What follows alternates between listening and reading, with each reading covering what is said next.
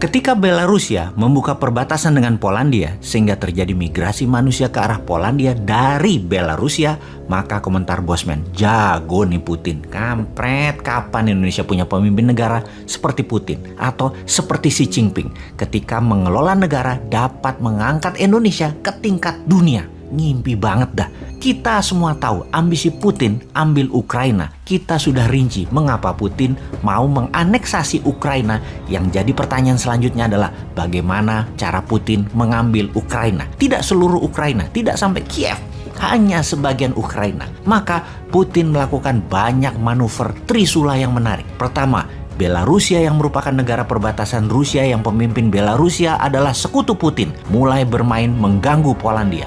Belarus dibikin atau dikonflikkan dengan Polandia sehingga warga Belarusia hijrah migrasi keluar Belarusia ke Polandia. Tujuannya ya pastinya membuat tentara NATO dari Eropa Barat mau ke Ukraina jalan darat jadi nggak bisa. Mau masuk lewat Belarusia ya bakal tidak dikasih karena lagi konflik. Saat ini sekutu NATO hanya Amerika dan Inggris yang stand alone, tidak terpengaruh gas Rusia. Sementara Jerman, Prancis, Spanyol, dan negara Eropa Barat lainnya energi gasnya bergantung pada Rusia bahkan lebih dari 60%. Efeknya ketika mereka mau masuk ke Belarusia atau membela Ukraina diancam oleh Rusia dengan gas Rusia. Sejauh ini Jerman belum berani dan negara Eropa lainnya tidak berani bergerak ke Ukraina mendukung Inggris dan Amerika karena tekanan gas Nord Stream 1 dan Nord Stream 2 milik Gazprom Rusia dikendalikan mati nyalanya oleh Rusia.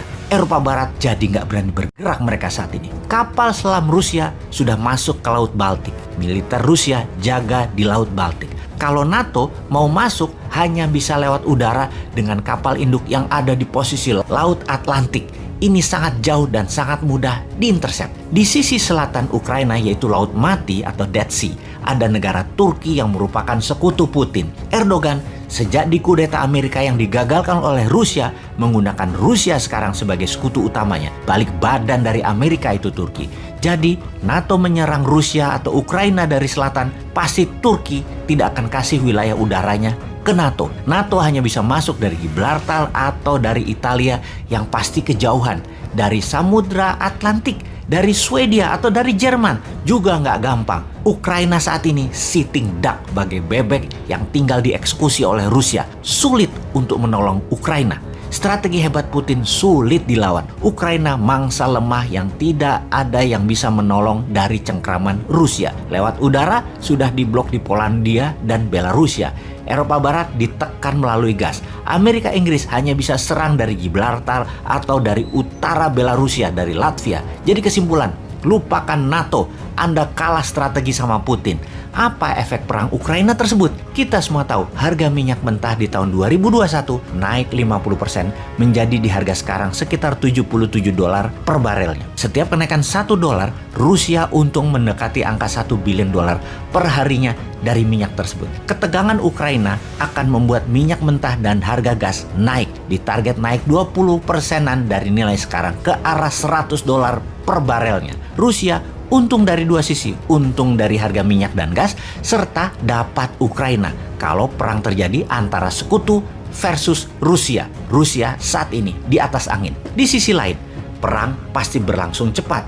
Rusia pasti tidak ambil Kiev, tapi mungkin sampai perbatasan Kiev. Lalu dunia akan resesi, slow down ekonominya ketika harga minyak ke $100 per barel. Slowdown ekonomi jadi berkepanjangan setelah COVID membuat manufaktur industri melambat. Ditambah perang Ukraina di ujung mata. Perang Ukraina akan berefek memukul ekonomi dalam negeri Tiongkok pastinya. Sebagai negara produsen yang minyak BBM importnya hingga 90% yang semua didapat dari luar Tiongkok. Hal ini yang membuat Xi Jinping makin tidak populer, dan untuk populer Xi Jinping pasti meniru Putin, yaitu bangkitkan nasionalisme dan serbu Taiwan. Kedua perang tersebut sudah diprediksi sejak 2019 dalam kitab Sontoloyo yang berjudul Mardigu Nation.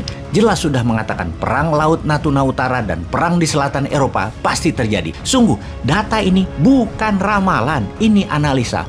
full data sebelum membuat analisanya. Rusia dengan strategi Morishkova 2.0 memang punya rencana besar di Eropa dan merinci bagaimana mengambil Crimea, melepas Inggris Brexit dari Uni Eropa, melepas bangsa Katalan agar mereka merdeka dari Spanyol, mendukung separatis Baski, mendukung separatis timur Ukraina anti Kiev. Semua strategi jangka panjang oleh Putin dikerjakan desainnya sejak lama. Sejak tahun 2013 di sisi Xi Jinping dengan obor untuk mencaplok sumber daya alam suatu negara yang ditukar dengan infrastruktur yang 100% berbahan Tiongkok. Strategi Tiongkok selanjutnya adalah mengambil balik Macau, mengambil Hong Kong, dan mengambil Taiwan adalah mimpi Xi Jinping yang terus dimatangkan untuk menjadikan Tiongkok one nation, one system. Karena itu, kita harus mendesain, memanfaatkan peluang untuk menjadi negara besar, menyalip di tikungan selagi gajah dengan gajah berperang di mana-mana. Jangan cemen lah bernegara. Masa ngurusin hal-hal yang nggak penting sih, seperti kayak tentaranya misalnya. Masa tentara disuruh megangin anak-anak yang dipaksa vaksin dengan sadisnya yang membuat anak kecil bisa pada trauma semua? Atau bernegara saat ini para elitis malah sibuk membangun apa saja proyek-proyek tadi dengan hutang-hutang lagi, sibuk bagi-bagi cuan antara pengusaha dan penguasa atau istilahnya peng-peng.